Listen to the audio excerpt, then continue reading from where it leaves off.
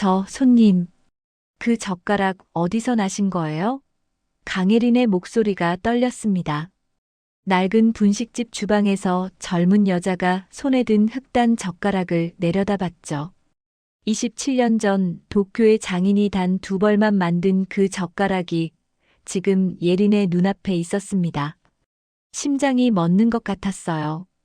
비가 내리는 월요일 아침, 강혜린은 회장실 창가에 서 있었습니다. 60세의 식품 대기업 회장이지만 오늘따라 모든 게 공허했어요. 회의실에서 들려오는 임원들의 목소리도 책상 위에 쌓인 서류들도 아무 의미가 없어 보였죠.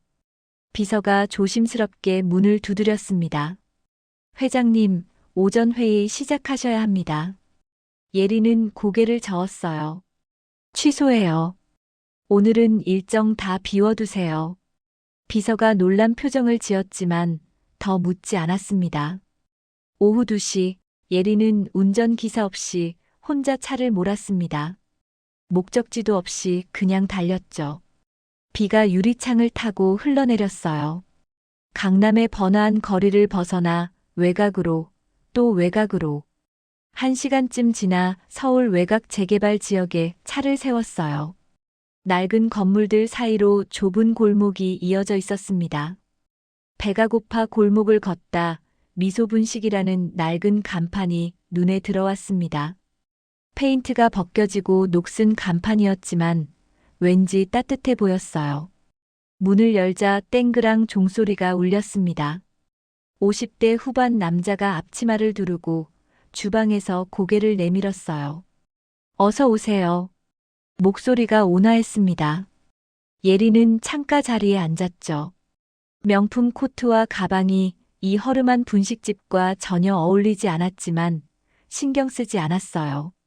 떡볶이를 주문했습니다. 잠시 후 20대 후반 여자가 물을 가져왔습니다. 날씨가 추운데 따뜻한 거 드시면 좋으실 거예요. 상냥한 미소가 묘하게 낯익었어요. 웃을 때 입꼬리가 올라가는 모습이 누군가를 닮았죠. 10분 뒤 여자가 떡볶이를 내왔습니다. 빨갛게 끓어오르는 떡볶이에서 김이 모락모락 피어올랐어요. 맛있게 드세요. 여자가 상을 차리는데 그 순간 예린의 시선이 여자의 손에 고정됐어요. 흑단 젓가락, 끝부분에 미세한 매화 문양. 27년 전 도쿄에서 일본 장인이 단 두 벌만 만든 그 젓가락이었습니다. 예린의 숨이 멎었어요. 심장이 빠르게 뛰기 시작했죠. 저 예린의 목소리가 떨렸습니다. 그 젓가락 어디서 나신 거예요? 여자가 자신의 손을 내려다봤습니다. 이거요? 아빠가 주신 건데요. 일본에서 요리 배울 때 받은 거래요. 되게 오래된 거라 소중하게 쓰라고 하셨어요. 두 벌밖에 없는 특별한 거라고. 예린의 가슴이 쿵 내려앉았습니다. 손이 부들부들 떨렸어요. 더 이상 참을 수 없었습니다. 예린은 급히 10,000원을 놓고 밖으로 뛰쳐나갔어요. 죄송한데 급한 일이 생겨서요. 차에 올라 가방을 뒤졌습니다. 보자기에 쌓인 작은 보따리를 꺼냈어요. 손이 너무 떨려 풀기가 힘들었죠. 보자기를 풀자 젓가락 한 벌이 나왔습니다. 27년간 단 한 번도 손에서 놓지 않았던 그 젓가락. 흑단으로 만든 끝부분에 매화 문양이 새겨진 완벽히 일치했습니다. 예리는 젓가락을 가슴에 안고 울었어요. 27년 전 그 사람이 건네던 젓가락. 우리 평생 함께 쓰자던 그 약속. 이 젓가락처럼 항상 한 쌍으로 살자던 그 말. 그런데 왜 저 분식집에 있는 걸까요? 그 젊은 여자의 아버지가 가지고 있다니. 우연일까요? 저녁 8시. 예리는 펜트하우스에 홀로 앉아 있었습니다. 넓은 거실에는 그녀 혼자뿐이었어요. 고급 가구로 채워진 집이지만 텅 빈 것처럼 쓸쓸했죠. 위스키를 마시며 27년 전을 떠올렸어요. 거실 조명 아래 놓인 젓가락이 은은하게 빛났습니다. 33세 때 도쿄 출장에서 일식당 요리사를 만났습니다. 거래처 사장이 추천한 작은 식당이었죠. 카운터 너머에서 생선을 손질하는 젊은 요리사. 30살의 한국인 요리사는 따뜻했고 정성스러웠죠. 손놀림이 정확하고 아름다웠어요. 요리를 먹고 감탄했습니다. 맛도 맛이었지만 정성이 느껴졌거든요. 1년 동안 사랑했고 함께 한국으로 돌아왔어요. 그가 청혼하던 날이 떠올랐습니다. 도쿄의 작은 카페에서였죠. 그가 흑단 젓가락을 선물했습니다. 나무 상자를 열자 2벌의 아름다운 젓가락이 들어있었어요. 스승이 석 달간 깎아 만든 세상에 단 2벌뿐인 젓가락. 나무를 깎고 오칠하고 매화 문양을 새기는데 석 달이 걸렸대요. 하나는 제가, 하나는 예린 씨가 가지세요. 우리 이 젓가락처럼 평생 한 쌍으로 살아요. 예린은 그날 울었습니다. 너무 아름답고 소중한 선물이었어요. 3달 후 예린이 임신했습니다. 병원에서 확인하고 나오는 길에 다리가 후들거렸어요. 기쁘면서도 두려웠죠. 하지만 아버지는 격렬히 반대했어요. 회장실로 불려가 소리를 들었습니다. 요리사 마누라가 되겠다고? 내 딸이 그따위 남자한테 시집가는 꼴을 볼 순 없어. 아버지, 저는 그 사람을 사랑해요. 사랑? 그런 걸로 밥 먹고 사냐? 예린은 그와 도망가기로 했죠. 한강 둔치에서 만나 약속했습니다. 그가 약속했습니다. 제가 지킬게요. 예린 씨랑 우리 아기 꼭 지킬게요. 손을 꼭 잡아주던 그 따뜻한 손길. 하지만 일주일 후 그가 사라졌습니다. 전화도 받지 않았고 집도 비어 있었어요. 흔적도 없이, 이삿짐도 없이 깨끗하게 사라져 있었죠. 예린은 무너졌고 극심한 복통을 느꼈어요. 병원으로 실려갔습니다. 조산이었죠. 의사들이 분주하게 움직였어요. 의식이 흐려지는 가운데 아기 울음소리를 희미하게 들은 것 같았습니다. 하지만 깨어났을 때 의사가 말했습니다. 죄송합니다. 아기가 너무 약했어요. 숨을 쉬지 못했습니다. 예린의 비명이 병실을 가득 채웠죠. 그 후로 예린은 오직 일만 했습니다.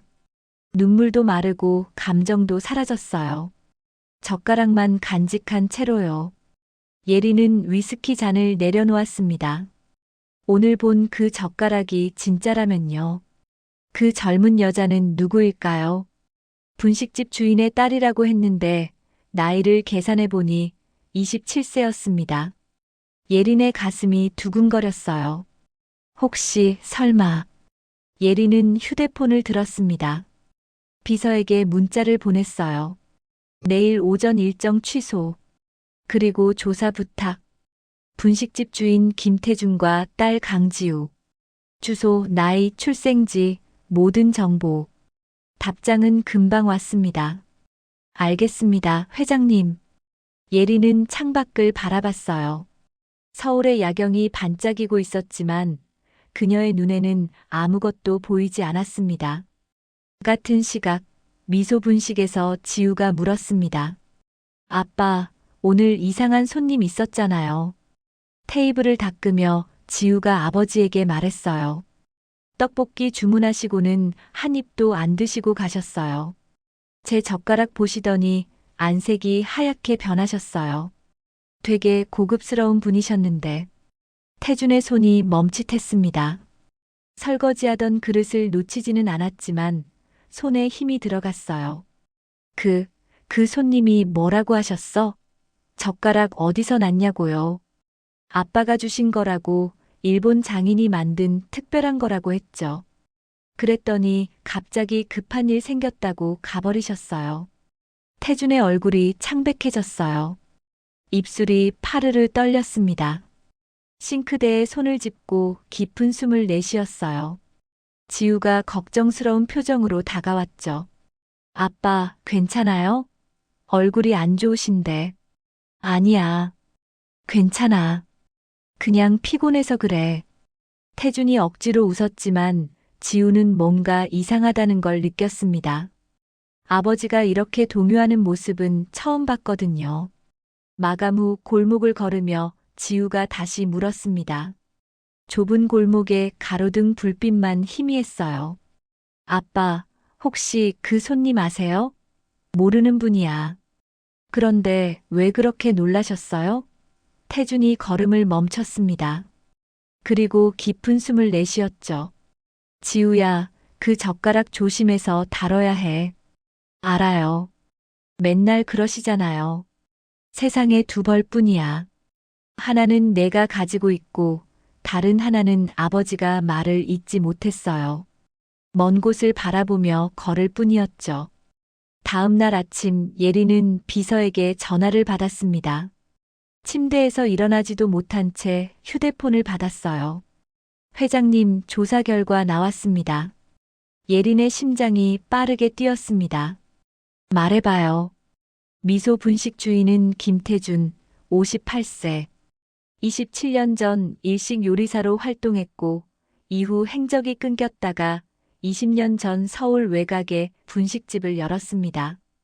예린의 숨이 멎었습니다. 김태준. 그 이름이 맞았어요. 27년 전 사랑했던 그 사람. 손이 떨려 휴대폰을 떨어뜨릴 뻔했죠. 딸은 강지우, 27세. 미혼이고 대학 졸업 후 아버지 가게를 돕고 있습니다. 모친에 대한 정보는 없습니다. 출생신고도 아버지 단독으로 되어 있고요. 출생지 부산, 27년 전 6월 15일생입니다. 예리는 휴대폰을 떨어뜨릴 뻔했어요. 6월 15일. 자신이 아기를 낳은 바로 그날. 회장님? 비서의 목소리가 들렸지만 예리는 대답할 수 없었습니다. 모든 게 일치했습니다. 날짜, 나이, 그리고 젓가락. 의사가 아기가 죽었다고 했지만 만약 살아 있었다면, 만약 그가 아기를 데리고 사라진 거라면. 예리는 소파에 주저앉았어요. 다리에 힘이 풀렸습니다. 27년 동안 죽은 줄 알았던 내 아이가 살아있다니. 그날 오후 예리는 차 안에서 분식집을 바라봤습니다. 멀리서 지켜보기만 했어요. 점심시간이라 가게는 손님들로 붐볐습니다. 유리창 너머로 지우가 보였어요. 밝게 웃으며 손님을 맞는 모습이 보였어요. 예리는 지우의 얼굴을 한참 바라봤습니다. 눈매가 자신과 닮았습니다. 웃을 때 입꼬리가 올라가는 모습도 똑같았어요. 가슴이 터질 것 같았습니다. 태준도 나왔죠. 앞치마를 두르고 국물을 나르는 모습. 머리에 흰머리가 섞였지만 여전히 온화했어요. 27년 만에 보는 그 사람. 예리는 1시간 동안 차 안에서 울었습니다. 분노와 그리움이 뒤섞였어요. 가야 할까요? 말아야 할까요? 발이 엑셀에서 떨어지지 않았습니다. 사흘이 지났습니다. 예리는 회사에 나가지 않았어요. 비서가 걱정하며 전화를 걸어왔지만 받지 않았죠. 집에만 있었습니다. 젓가락을 꺼내보고 조사 서류를 읽고 또 읽었어요. 강지우, 내 딸. 27년 동안 죽은 줄 알았던 내 아이. 술을 마셨습니다. 하지만 잠은 오지 않았어요. 밤마다 태준의 얼굴이 떠올랐습니다. 웃는 얼굴, 요리하는 모습, 젓가락을 건네던 그날. 그리고 사라진 그날. 왜 사라진 거예요? 왜 아기를 데리고 숨은 거예요? 예리는 결심했어요. 더 이상 도망칠 수 없었죠. 진실을 알아야 했습니다. 금요일 저녁 7시 예리는 분식집 문을 열었습니다. 손이 떨렸지만 문을 밀었어요. 땡그랑 종소리가 울렸습니다. 태준이 주방에서 고개를 들었고 예린을 보는 순간 국자를 떨어뜨렸어요. 쨍그랑 하는 소리가 가게 안에 울려 퍼졌죠. 예, 예린 씨. 태준의 목소리가 떨렸습니다. 믿을 수 없다는 표정으로 예린을 바라봤어요. 예린은 차갑게 말했습니다. 오래간만이네요, 태준 씨. 아니, 김태준 씨라고 불러야 하나요? 지우가 주방에서 나왔습니다. 아빠, 무슨 소리예요? 지우가 예린을 보고 눈이 커졌어요. 아, 그때 그 손님. 예린은 지우를 바라봤습니다. 가슴이 미어지는 것 같았어요. 내 딸. 27년 만에 본 내 딸. 하지만 표정을 감췄죠. 네, 다시 왔어요. 지난번에 제대로 먹지 못해서요. 지우가 밝게 웃으며 예린을 자리로 안내했죠. 창가 자리에 앉으며 예린은 태준을 똑바로 바라봤습니다. 태준은 여전히 굳어 있었어요. 떡볶이를 주문하고 예린이 말했습니다. 아버지와 잠깐 얘기하고 싶은데요. 제가 식품회사를 운영하는데 메뉴 개발 자문을 구하고 싶어서요. 지우가 고개를 끄덕이며 주방으로 들어갔습니다. 지우가 주방으로 들어가자 태준이 떨리는 다리로 앉았어요. 두 사람 사이에 침묵이 흘렀습니다. 왜 사라졌어요? 예린이 먼저 물었습니다. 목소리는 차갑게 가라앉아 있었지만 떨림이 묻어났죠. 태준은 고개를 숙였습니다. 미안해요. 미안하다고요? 27년 만에 그 말밖에 못하세요? 예린의 목소리가 높아졌어요. 예린 씨 아버지가 저한테 오셨어요. 식당에 오셔서 말씀하셨죠. 예린에게서 떨어지라고. 안 그러면 예린 씨가 회사에서 쫓겨나고 임신한 상태로 거리에 나앉게 될 거라고. 예린의 주먹이 테이블을 쳤습니다. 쾅 하는 소리에 주방의 지우가 깜짝 놀라 고개를 내밀었어요. 아빠, 괜찮아요? 태준이 손을 흔들었습니다. 괜찮아. 걱정 마. 그래서 날 버린 거예요? 협박이 무서워서? 아니에요. 전 예린 씨가 무너지는 걸 볼 수 없었어요. 평생 쌓아 올린 모든 걸 잃게 할 수 없었죠. 그건 당신이 결정할 일이 아니잖아요. 내 인생인데. 예린의 목소리가 갈라졌어요. 나한테 물어봤어야죠. 내가 뭘 원하는지. 알아요. 제가 비겁했어요. 태준이 울먹이며 말했습니다. 하지만 선택의 여지가 없었어요. 예린 씨 아버지는 제게 거액의 돈도 주셨어요. 그리고 말씀하셨죠. 아기가 태어나면 연락하라고. 그럼 해외로 보내주시겠다고. 태준이 고개를 들었습니다. 눈빛이 흔들렸어요. 예린 씨, 지우는. 예린이 말을 끊었어요. 알아요. 다 조사했어요. 강지우, 27세. 27년 전 6월 15일생. 제가 조사한 바로 그날이죠. 태준의 얼굴이 하얗게 질렸습니다. 의사가 죽었다고 했어요. 제 아기가 죽었다고. 그런데 살아 있었던 거예요? 당신이 데리고 도망친 거예요? 태준은 대답할 수 없었습니다. 눈물만 흘렸죠. 예린이 자리에서 일어났어요. 27년 동안 죽은 줄 알았던 제 아이가 살아 있었어요. 그것도 바로 코앞에. 용서 못해요. 절대로.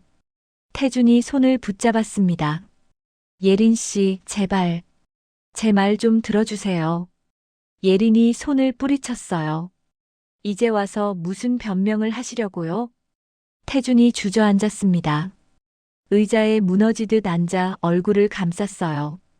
변명이 아니에요. 진실이에요. 태준이 떨리는 목소리로 말을 이었습니다. 예린 씨 아버지가 병원에 오셨어요. 예린 씨가 출산하던 그날 밤. 예린의 발걸음이 멈췄습니다. 천천히 돌아서서 태준을 바라봤어요. 뭐라고요? 태준의 눈에서 눈물이 흘러내렸습니다. 27년 동안 말하지 못했던 그날 밤의 진실. 태준은 27년 전을 떠올렸습니다. 병원 복도를 오가며 기도하던 그날 밤. 제발 무사하길. 예린 씨도 아기도. 자정이 넘어 의사가 나왔죠. 산모는 위험합니다. 제왕절개를 해야 해요. 보호자 동의가 필요합니다. 태준이 서명하려는데 뒤에서 목소리가 들렸어요. 잠깐만요. 태준이 돌아보니 정장을 입은 중년 남자가 서 있었습니다. 예린의 아버지였죠. 예린 아버지가 나타났고 수술 동의서에 서명했죠. 제가 보호자입니다. 제가 서명하죠. 태준을 보지도 않고 의사에게 말했어요. 수술이 시작됐습니다.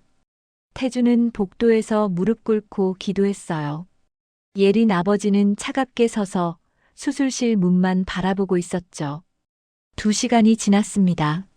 수술이 끝나고 의사가 말했습니다. 산모는 위험을 넘겼습니다. 아기도 무사합니다. 미숙하지만 건강합니다. 태준은 주저앉아 울었습니다. 감사합니다. 정말 감사합니다. 하지만 예린 아버지는 표정이 없었어요.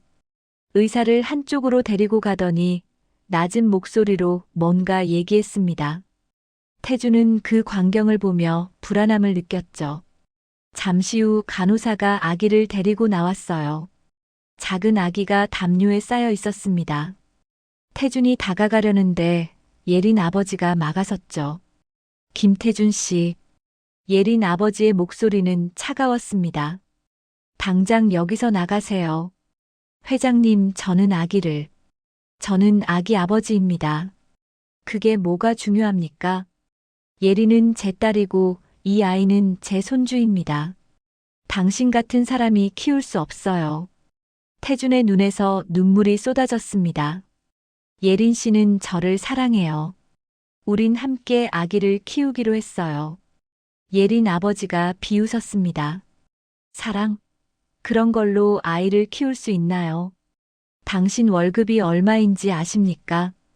이 아이한테 필요한 건 사랑이 아니라 안정된 환경이에요. 예린 아버지가 협박했습니다. 예린을 회사에서 쫓아내고 이 아이도 해외로 입양 보낼 겁니다. 당신도 예린도 아무도 이 아이를 찾을 수 없게 만들 거예요. 아무도 찾을 수 없게요. 태준의 다리가 풀렸습니다. 무릎이 꺾여 바닥에 주저앉았어요. 제발, 제발 그러지 마세요. 그럼 뭘 원합니까? 사라지세요. 흔적도 없이. 그리고 이 아이를 데려가세요. 예린한테는 죽었다고 할 겁니다. 출산 중 사망했다고. 당신은 어디든 가서 조용히 키우세요. 예린 앞에 절대 나타나지 말고. 그게 조건입니다. 태준은 믿을 수 없었습니다. 예린 씨를 속이라고요? 속이는 게 아닙니다. 지키는 거예요. 예린의 인생을, 이 아이의 미래를. 당신이 정말 예린을 사랑한다면 할 수 있을 겁니다. 태준은 그날 밤 아기를 안고 병원을 떠났습니다. 예린은 여전히 수술 후 회복실에 있었죠. 깨어나지 못한 상태였습니다. 태준은 회복실 문 앞에 한참 서 있었어요. 문을 열고 싶었지만 열 수 없었죠. 예린 씨, 미안해요. 정말 미안해요. 하지만 이게 당신을 지키는 길이에요. 밖에는 눈이 내리고 있었어요. 차가운 겨울밤이었죠. 어디로 가야 할지도 몰랐습니다. 그저 아기를 꼭 안고 걸었어요. 갓 태어난 아기는 작고 따뜻했습니다. 지우야, 아빠가 지킬게. 평생 지킬게. 예린은 의자에 주저앉았습니다. 다리에 힘이 풀렸어요. 그러니까 아버지가 모든 걸 조종한 거예요? 아기를 데려가라고? 선택의 여지가 없었어요. 예린 씨 아버지는 정말로 할 수 있는 분이셨어요. 지우를 해외로 보낼 수도 있었죠. 그럼 전 평생 딸을 찾지 못했을 겁니다. 적어도 제가 키우면 언젠가는 만날 수 있을 거라고 생각했어요. 예린의 눈에서 눈물이 쏟아졌습니다. 아버지가 모든 걸 망쳤어요. 내 인생을, 당신 인생을, 지우의 인생까지. 태준도 울고 있었습니다. 미안해요. 제가 약했어요. 용기가 없었어요. 두 사람은 한참을 울었어요. 27년의 오해와 고통이 눈물로 쏟아져 나왔습니다. 그때 지우가 나왔습니다. 주방에서 걱정스러운 얼굴로 나왔어요. 아빠, 왜 우세요? 손님이랑 무슨 얘기를 그렇게. 지우가 멈췄습니다. 태준과 예린이 울고 있는 모습을 본 거였죠. 두 사람 다 놀라 눈물을 닦았지만 이미 늦었어요. 손님, 혹시 아빠가 실례를. 아니야. 태준이 황급히 말했습니다. 그냥 옛날 얘기하다가. 예린이 지우를 바라봤습니다. 내 딸. 27년 만에 본 내 딸. 가슴이 터질 것 같았어요. 하지만 아직은 말할 수 없었어요. 지우가 감당할 수 있을지 몰랐으니까요. 지우는 그날 밤 잠을 이룰 수 없었습니다. 침대에 누워 있었지만 아버지와 그 손님이 우는 모습이 자꾸 떠올랐어요. 분명 단순한 업무 상담이 아니었습니다. 깊은 사연이 있었죠. 새벽 2시가 넘어서야 거실로 나갔습니다. 불을 켜지 않은 거실에서 아버지가 젓가락을 들고 있었어요. 소파에 앉아 멍하니 창밖을 바라보고 있었죠. 아빠. 지우가 조심스럽게 불렀습니다. 태준이 깜짝 놀라 고개를 돌렸어요. 지우야, 아직 안 잤어? 잠이 안 와요. 아빠도 그런가 봐요. 지우가 아버지 옆에 앉았습니다. 아빠, 오늘 그분이 누구예요? 태준의 손이 떨렸습니다. 젓가락을 꼭 쥐었지만 떨림은 멈추지 않았어요. 그냥 아는 분이야. 옛날에. 지우가 아버지의 얼굴을 들여다봤습니다. 단순한 지인이 아니라는 걸 직감적으로 알았어요. 아빠가 평생 이렇게 우는 모습은 처음 봤거든요. 아빠한테 중요한 분이죠? 태준은 대답할 수 없었습니다. 입술을 깨물며 눈물을 참았어요. 지우가 깊은 숨을 내쉬었습니다. 아빠한테 묻고 싶은 게 있어요. 오래전부터 궁금했던 건데. 뭐가 궁금한데? 엄마요. 제 엄마에 대해서요. 순간 태준의 얼굴이 창백해졌습니다. 젓가락을 떨어뜨릴 뻔했어요. 지우야. 아빠는 늘 엄마가 제가 태어날 때 돌아가셨다고만 하셨잖아요. 그런데 사진 한 장도 없어요. 이름도 모르고, 무덤도 없고. 지우의 목소리가 떨렸습니다. 정말 돌아가신 게 맞아요? 태준의 눈에서 눈물이 흘렀습니다. 지우는 처음으로 아버지에게 직접적으로 물었어요. 평생 궁금했지만 아버지가 슬퍼할까봐 참았던 질문이었죠. 지우야, 미안해. 아빠가 거짓말했어. 지우의 심장이 빠르게 뛰었습니다. 거짓말이요? 엄마는 살아계셔. 지우의 눈이 커졌어요. 믿을 수 없다는 표정이었습니다. 태준은 27년 전 그날 밤의 일을 모두 말했습니다.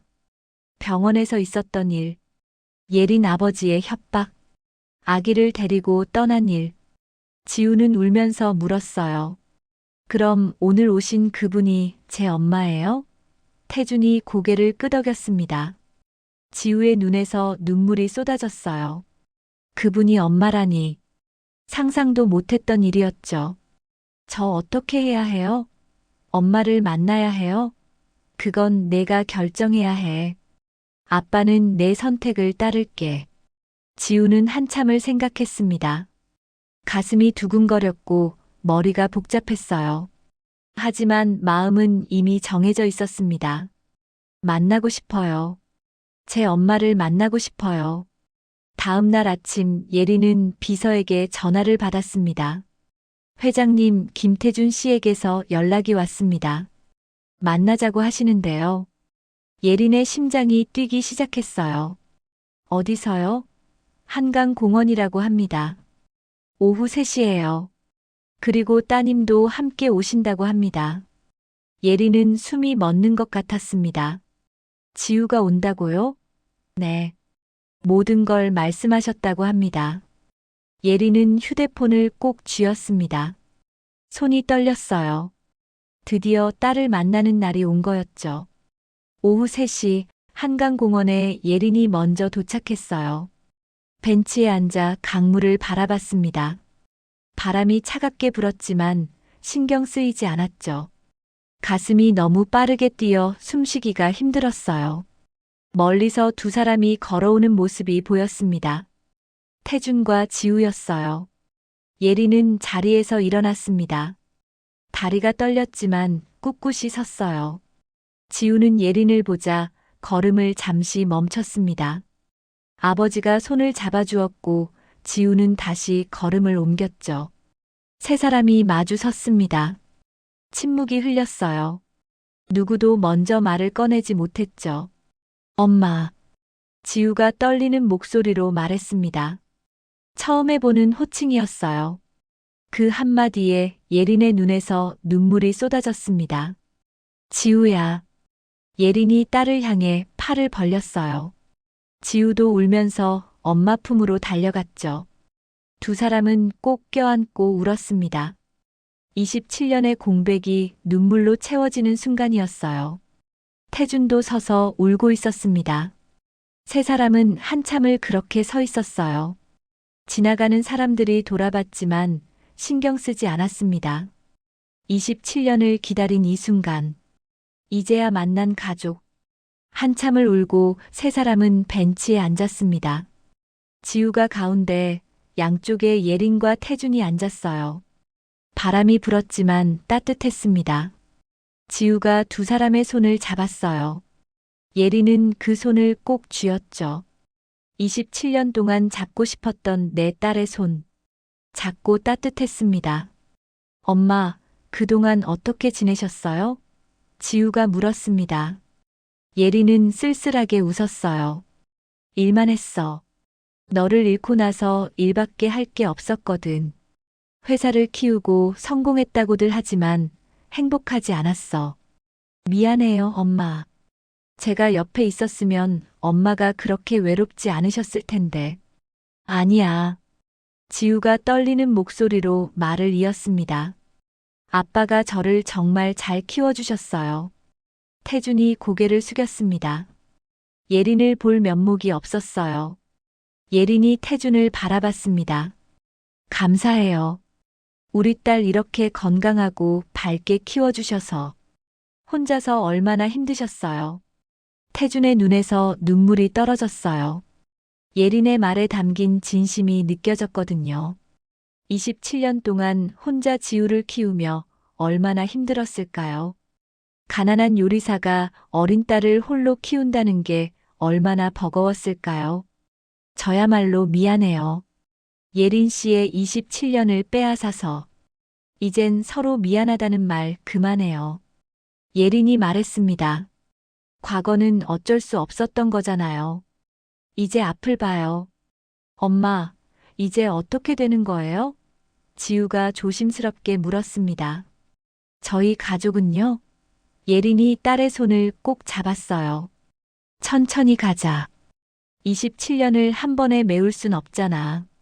하나씩 알아가고 함께 시간을 보내면서. 지우가 고개를 끄덕였습니다. 그리고 태준을 바라봤어요. 아빠도 함께죠? 당연하지. 태준이 딸의 머리를 쓰다듬었습니다. 우린 가족이잖아. 예린도 고개를 끄덕였어요. 그래, 우린 가족이야. 늦었지만 이제라도 함께할 수 있어서 다행이야. 지우의 얼굴에 환한 미소가 번졌습니다. 27년 만에 완성된 가족이었어요. 그날 이후 세 사람은 자주 만났습니다. 처음에는 어색했어요. 무슨 말을 해야 할지, 어떻게 행동해야 할지 몰랐죠. 하지만 시간이 지나면서 자연스러워졌습니다. 예린은 주말마다 분식집을 찾았어요. 명품 옷 대신 편한 옷을 입고 앞치마를 두르고 지우와 함께 떡볶이를 만들었어요. 서툴렀지만 행복했습니다. 지우야, 고춧가루는 이만큼?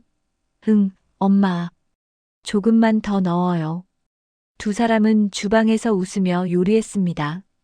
태준은 그 모습을 흐뭇하게 바라봤죠. 27년 동안 꿈꿨던 장면이 눈앞에 펼쳐지고 있었습니다. 어느 토요일 저녁, 세 사람은 함께 저녁을 먹고 있었습니다. 분식집 문을 닫고 세 사람만의 시간이었어요. 엄마 요리 실력이 늘었어요. 지우가 웃으며 말했습니다. 정말? 예린이 기뻐했어요. 회장실에서는 절대 볼 수 없는 표정이었죠. 태준이 그런 예린을 보며 미소 지었습니다. 예린 씨, 행복해 보여요. 예린이 고개를 끄덕였어요. 응, 행복해.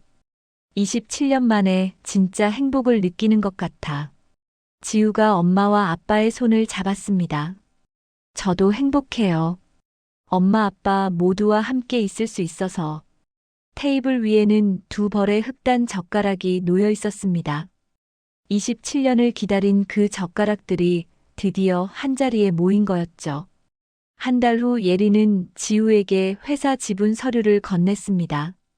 펜트하우스에서 둘만의 시간을 가졌어요. 지우야, 이거 받아. 엄마, 이게 뭐예요? 내 거야. 내가 너한테 못해준 27년치야. 지우가 서류를 보고 깜짝 놀랐습니다. 엄마, 전 이런 거 필요 없어요. 그냥 엄마가 있다는 것만으로도 충분해요. 예린의 눈에 눈물이 맺혔습니다. 하지만 받아줘. 엄마 마음이 편해질 것 같아. 지우는 엄마 품에 안겨 울었어요. 고마워요, 엄마.